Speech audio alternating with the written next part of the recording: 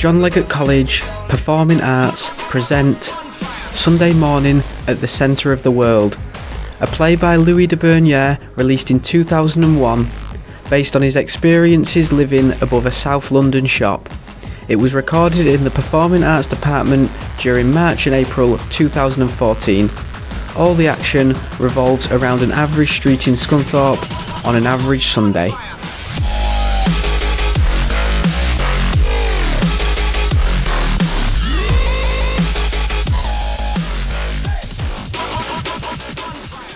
Posh Katie splashes and sings, and up in the bedroom the no-good boyfriend snores away the seconds. He will wake up when his tea is exactly the right temperature, but now he dreams of going to a shop and not remembering what it was he came to buy.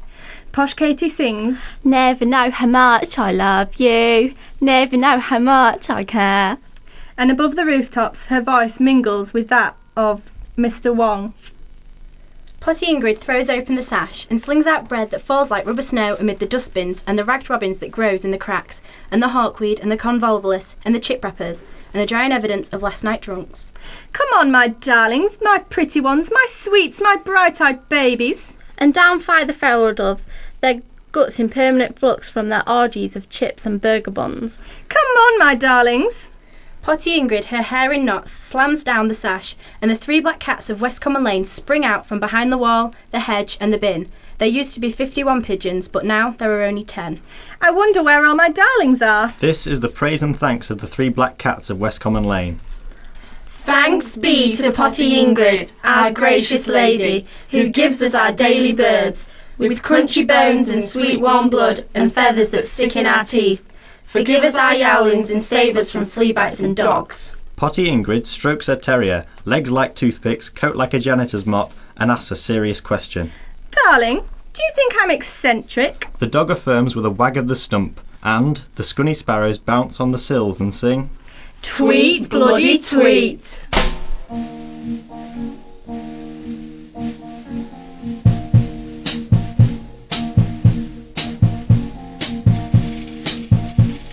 And here comes Ethel, prime surveyor of news and views, with a lavender rinse, her pink rim specs, 50 shades of grey, her one snout daily, gingham bag and practical shoes.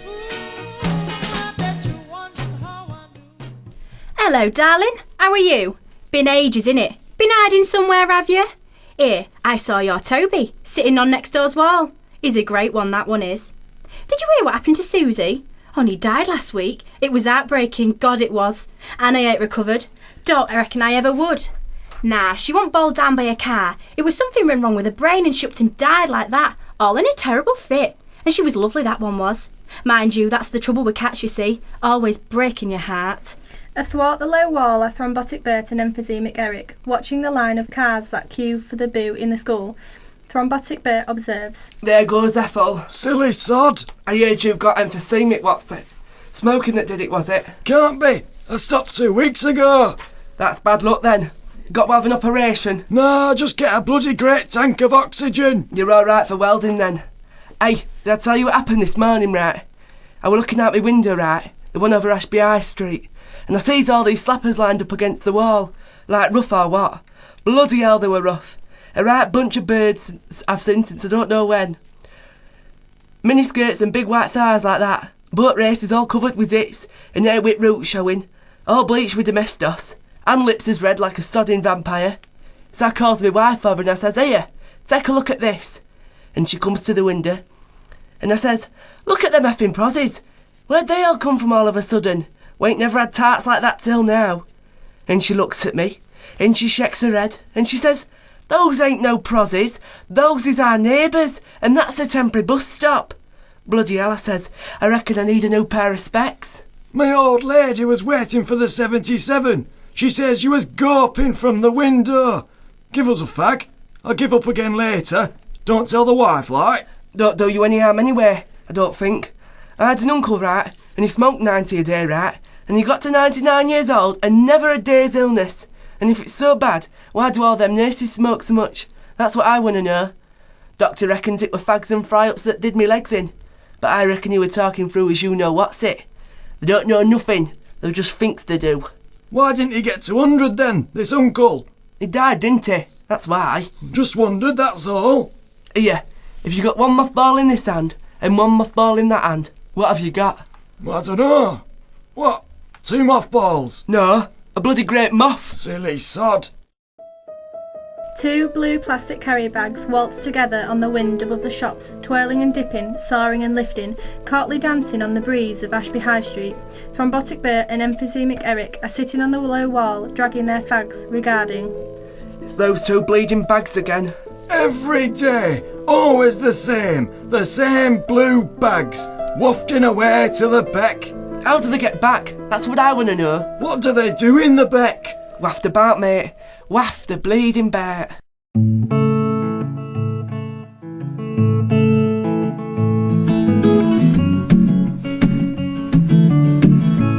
Deathwish Debbie, tall and slim, her hair in tufts and tiny plaits, in everyday disguise, combat boots and khaki, navel, nose and ear and lip pierced, lovely as a new rose, if only, spots Kevin the dealer and her feet fly to meet him. Round his neck her arms are flung and their lips lock in the holy image of a film star kiss. Antique Annie, hobbling past, remembers him she loved before the war, saying goodbye, kissing farewell forever, too short a time by the train at Waterloo. I've had my chance. I was young like them, no grounds to grumble. But it's sad, even though I feel glad, to see the young in love, if only I was young. But Deathwish Debbie is out of the reach of love. In Kevin, the dealer's pockets are Debbie's banknotes, and in her mouth is the crack their kiss exchanged. Deathwish Debbie will be happy, will be God, down the alley, behind the bins, with her friends, but not for long, drowning in bliss, smoking, breathing from cans, blazing like stars, dancing the graveyard fling. I'll have to go on the game. How else can I pay? It's the only way. Christ, I'll have to go on the game. Save me, don't save me. I've got to have some. I've got to stop, it's the last time, but just once more. Oh Christ, I've got to go on the game. Don't do it, Debs. Please. Love, don't.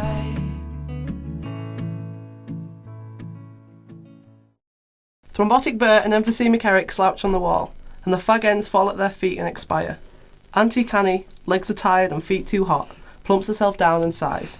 Here, did you hear what happened to Harry? No, what did? Got mugged, didn't he? He's black and blue all over. Bloody hell, that's terrible. Terrible. Terrible, innit? It's a right disgrace. And you know what? He only had 50p. They only went and mugged him for 50 bleeding p. The 3 fall quiet and gaze to the ground, their sighs of loss like falling leaves, and Annie speaks for them all. There wasn't any violence during the war.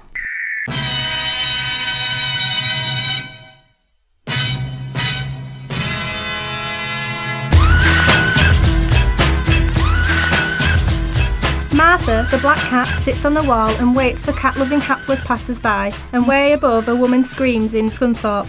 She has opened the window, has filled her lungs, and she wails like a musing from the cloud-capped mironet of a major domestic dispute. Help! Help! Help! The blood of Scunthorpe curdles, and life stops, and everyone lifts their chin to listen. Antique Annie sits on the wall with Thrombotic Bert and Potty Ingrid. It's here again. Off she goes. Just when it were nice and peaceful, almost time for a cup of tea and a chocolate digestive. I don't know how he stands it, all that noise. Needs a good whacking, that one does. Somebody help! Help! Antique Annie rings the doorbell and waits for the intercom voice of the man. Hello? Here, I've called the Rosses because you're a bloody row. She returns to her place on the wall and smiles smugly and says, Now watch this. And 30 seconds later, the door flies open and screaming Maria totters on high heels at high speed down Ashby High Street, and out comes desperate Danny. Oh no, you didn't call the police. Oh no, what am I going to do? Well, you shouldn't have made such a bloody row. Especially not on a Sunday. At 11's. She can't help it, she's Greek. Oh, she's Greek. And here's the policeman slinking up in a jam sandwich. And here's the copper winding down the window. And here's the copper saying, Somebody call. Wasn't us. Somebody did. Woman in extreme distress. Sound of screaming. Murder imminent. It was my girlfriend. She's Greek. Drama in the blood. Can't help it. So where's she gone now? Buggered off she has, but God knows where. Back for tea, she always is. 90% of a policeman's workload is dealing with things that didn't happen. Back to the station, kettle's on. Sunday's the day for domestics.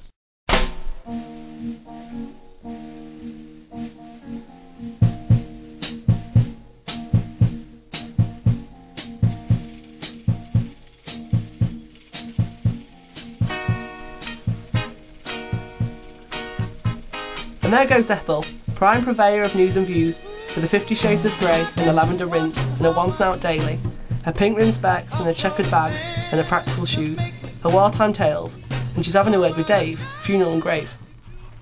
You remember Betty? Big fat Betty used to sit on wall and have a joke and a laugh and a fag. Went for see me Kerrick. Well, her toes turned black, didn't they? And then they just cut 'em off.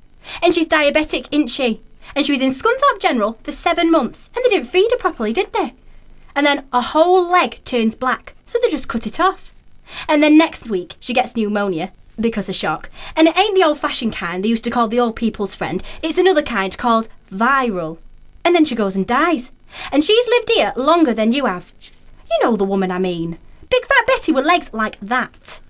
And Cheryl's on her roller skates, and Mandy's got new shoes, and posh Katie, Scatty and Brainy comes back from the shop with the Sunday Times and a warm loaf, and sings, Never know how much I love you, never know how much I care.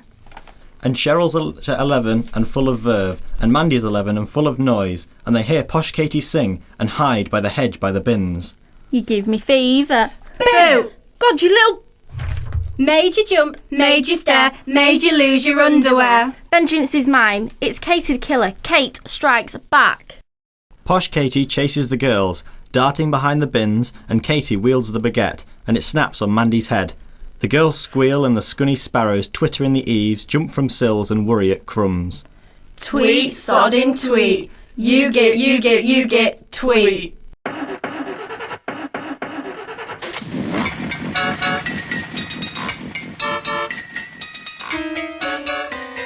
Well, we come out one day, and there's this sodding great truck, with a jack and a crane and a sling, and they're moving our cars up the frog. There's a couple of rozzers mooching, and we say, What for are you moving our cars?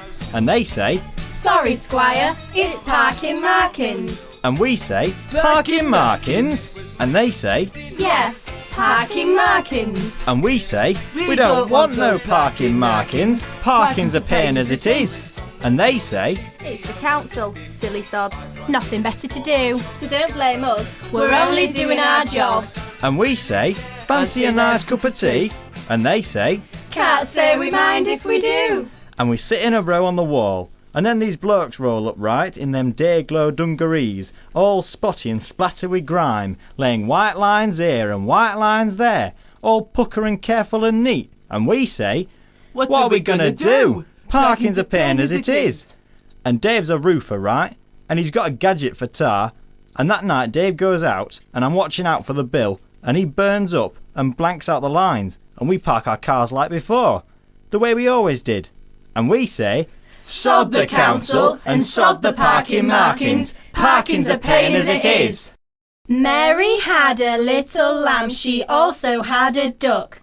She put him on a mantelpiece to see if they would make friends. Under the railway bridge that drips with last night's rain, 100 low-life doves adorn the girders, and those beneath walk faster for fear of mucking hair and streaks on sleeves. And everyone's complaining to the council, but nothing's ever done. It's a disgrace. They've got to live somewhere, poor darlings. Slime on the pavement. Rats on wings, death and disease and God knows what. And Desperate Danny's got more news, the greatest, latest of West Common Lane. So I'm coming out of the alley. It's a nice day, current bun, not much wind. And there's Dave, and he's coming out of his house. And I stop and look. And I look twice. And it's just as I thought, because behind him, there's only an horse. And I say, Blimey Dave, what's that?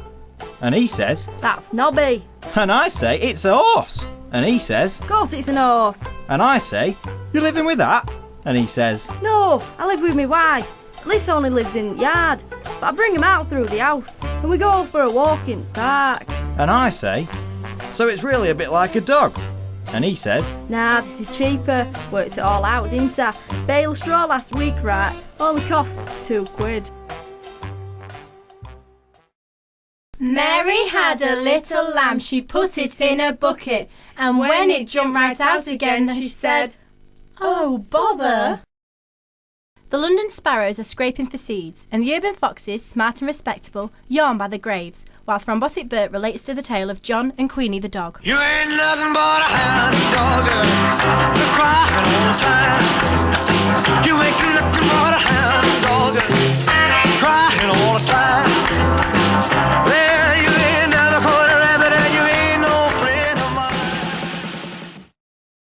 out my window, right, and there's John up to his knees in my flower bed, digging a bloody great hole. And there's me gladioli, and me daft bulbs, and me lilies, and me pulleys, scattered all over the place, and the sodding great heap of clay getting bigger and bigger by the spadeful on the path. So I says, bloody hell, what's he up to, the silly sod? And I were right annoyed like. So I runs out and I says, what the effing heck are you doing in my flower bed, digging that bloody great hole? And John looks up and he can hardly speak, and there's tears in his eyes, and he says, Queenie's dead! And I think, Queenie? Queenie? And then I remember it's his dog. Remember John's dog? Little skinny black thing, so pop-eyed from constipation, it had a hump from trying to do its business while it walked.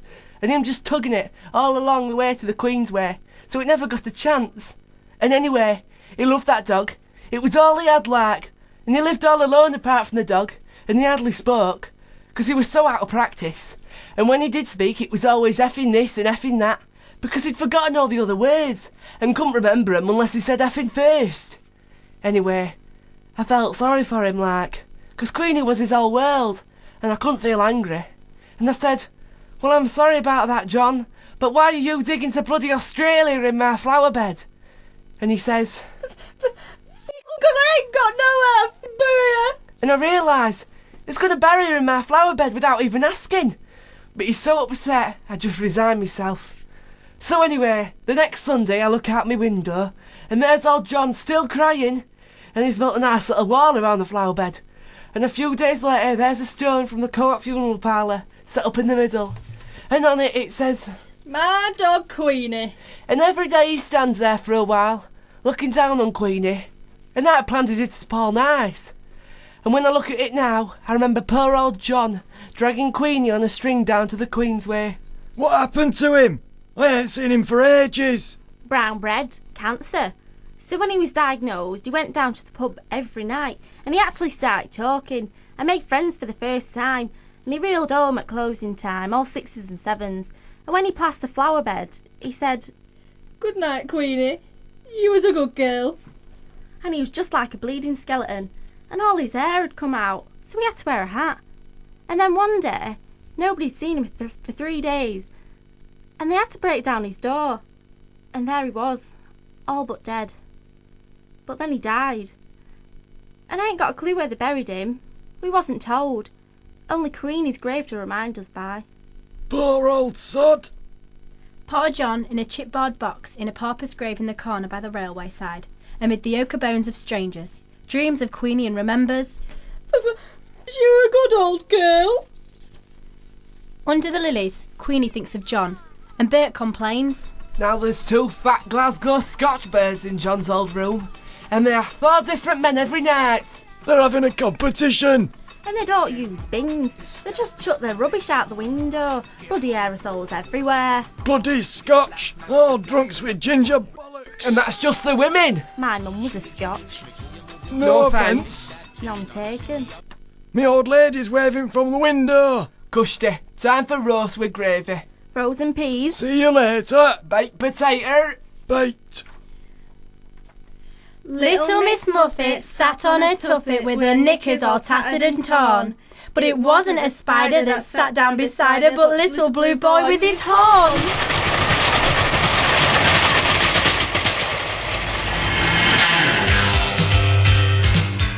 The children whoop and laugh and leave. It's almost lunchtime, and the silent, anonymous yuppies make pasta with pesto in their first house on the ladder, drifting like wraiths and shadows through wine bars and through longer locals live. Katie chops veg with a blunt knife, the boyfriend fries and Katie sings. Never know how much I love you, never know how much I care. You give me fever. The normal folk do Sunday roast, and the black cats sleep on sills. The blue plastic carrier bags arrive at the beck, and the familiar sun ponders the panopticon of Wadsworth Nick. A rat fusses, and a furbished on the allotment, and these are the morning messages in Tipp-Ex and marker and sprays of paint. These are the signs and times behind Timberland. On the seat it says, Small-breasted girls have the biggest hearts, like Tracy. And on the bridge it says, Hallie and Ruth, we are the crazy girls. And on the seat it says, Ashley for Simone. And on the bin it says, For dog poo only. And on the bridge it says, Why don't you love me? And in the river is a rocking horse, topped off with Morning's Nest and Starling's Flea, as two kestrels fly above the factory. The street grows still and the days unfurl in Sunday noonday Scunthorpe at the centre of the world.